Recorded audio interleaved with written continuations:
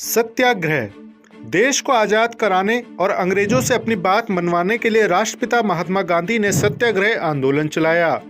आज देश को आजाद हुए कई दशक बीत जाने के बाद एक बार फिर से देहरादून जनपद में ग्रामीण सत्याग्रह कर रहे हैं। भले ही राष्ट्रपिता महात्मा गांधी हमारे बीच नहीं है, लेकिन उनके विचार आज भी जिंदा हैं और उनको आधार बनाकर अपनी बात रख रहे हैं। राजधानी देहरादून के मिसरास पट्टी गांव के ग्रामीणों ने वर्तमान 2024 लोकसभा चुनाव के बहिष्कार के संबंध में जिलाधिकारी को प्रार्थना पत्र दिया है, जिसमें ग्रामीणों ने निवेदन किया है कि हम ग्राम सभा वासियों द्वारा यह निर्णय लिया गया है कि आगामी लोकसभा चुनाव 2024 का हम समस्त ग्राम वासियों द्वारा पूर्ण रूप से बहिष्कार किया जाएगा, क्योंकि हमारे द्वारा वर्ष 2019 में भी लोकसभा चुनाव का बहिष्कार किया गया था। हम समस्त ग्रामवासियों को पूर्व व वर्तमान सरकारों द्वारा अंधविश्वास में रखा गया है कि डुंगा हाथीपांव मसूरी बाईपास मार्ग को लेकर आज़ादी के 76 वर्ष बीत जाने के पश्चात भी हम ग्रामवासी राजधानी देहरादून से मात्र 30 किमी की दूरी पर बसी हमारी ग्राम सभा मिसरास पट्टी में आने जाने हेतु सड़क नहीं है, बल्कि एकमात्र कच्चे रास्ते का प्रयोग कर हम ग्रामवासी गाँव से मुख्य मार्ग तक पहुँचते हैं।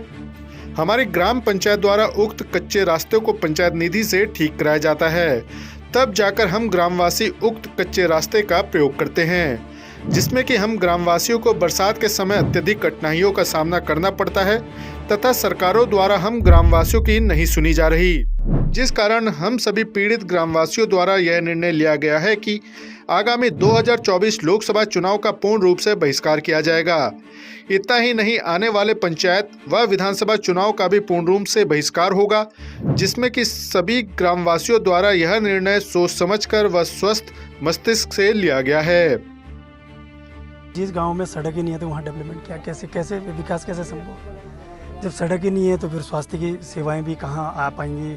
हमारे यहाँ पोस्ट ऑफिस भी इतना दूर है कि कम से कम आप पेट्रोलियम यूनिवर्सिटी के पास ही हमारा बिधोली पेट्रोलियम, वहीं से पत्राचार आता है, वहाँ से वो बेचारा डाकिया डाकमैन भी ये कहता है कि भाई डूंगा छोड़ दूंगा, वहाँ से जो है अपनी डाक लेकर के जाए।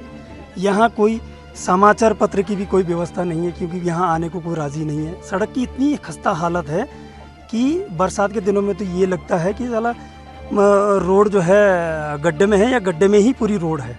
2004 की रोड की स्वीकृति मिली थी, 2004 से हम इसमें लगे हुए हैं। जबकि जो उत्तराखंड में था उत्तर प्रदेश में तभी ऐसे, आज उत्तराखंड में तब भी ऐसा ही है। अब जो भी पैसा होता है ग्राम प्रधान अपनी पंचायत निधि से खर्च करता है, कि ग्राम प्रधान तो फिर विकास ग्राम पंचायत की नहीं कर पाता, क्योंकि उनको बजट सीमित होता है, तो वो सड़क मिट्टी में चला, मतलब बड़ा विकास है वो मिट्टी में मिल जाता है। तो सबसे बड़ी बात है कि हमें सरकार से कितनी बार गुजारिश कर दी कि जब भी बोलते हैं मसूरी बाईपास, हमने कहा था कि डूंगा से लेकर उन्नीस हमारा जो सड़क है उसका डामरीकरण कर दो, आप मसूरी बाईपास बनाते रहना, वो तो एक वैकल्पिक व्यवस्था मार्ग है उनका। तो गाँव का विकास तभी होगा जब सड़क होगी।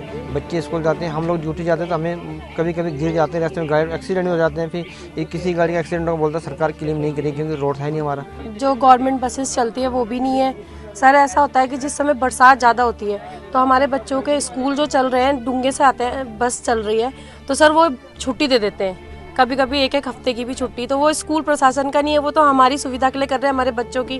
तो हमारी गवर्नमेंट से सबसे ये दरखास्त है कि आप वोट मांगने तभी आएँ जब हमारे लिए रोड का आप आश्वासन पक्का दे दें, नहीं तो हमारे पास वोट मांगने आने की कोई जरूरत नहीं है। हम ग्रामवासियों की उक्त पीड़ा को आपके द्वारा शासन स्तर तक पहुंचाया जाएगा और हमारे द्वारा जो चुनाव बहिष्कार का निर्णय लिया गया है उसमें शासन प्रशासन द्वारा हम ग्रामवासियों पर वोट देने हेतु अनैतिक दबाव न बनाया जाए।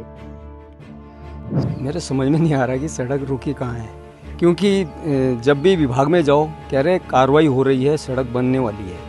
अभी हमने 2 बार इनके साथ में बैठक कर ली है, आज हमें पता लगा है कि सड़क का तो अभी कहीं नाम भी नहीं है। सच्चाई क्या है कि पहले ये प्रांतीय खंड पीडब्ल्यूडी में चल रही थी, तो 2019 तक तो ये प्रांतीय खंड में था, तो वहाँ तक तो मेरे समझ में आ रहा था कि सड़क शायद बन जाएगी, क्योंकि लास्ट टाइम पे हम सीएम साहब से मिले थे, त्रिवेंद्र साहब से, तो उस समय हमें लगा था कि सड़क बन जाएगी, क्योंकि उस समय इसकी सैद्धांतिक स्वीकृति तक पहुंचने की उम्मीद लगी थी, क्योंकि लैंड ट्रांसफ़र हो चुकी थी। उसके बाद क्या हुआ ये समझ में नहीं आया कि इसको सेंटर को दे दिया, एनएच को दे दिया। अब एनएच 2019 के बाद जब एनएच इसमें काम कर रहा है तो अभी धरातल पे केवल पेड़ों की गणना ही चल रही है।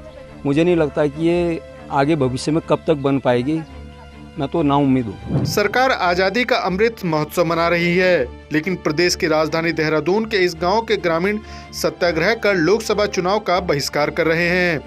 ऐसे में अब फैसला राज्य सरकार को करना है कि मिसरास पट्टी ग्राम सभा के लगभग 1000 से ज्यादा ग्रामीण अपने मताधिकार का प्रयोग करेंगे या नहीं। अपने सहयोगी रुपेश नेगी के साथ अजीत काम्बोज की रिपोर्ट।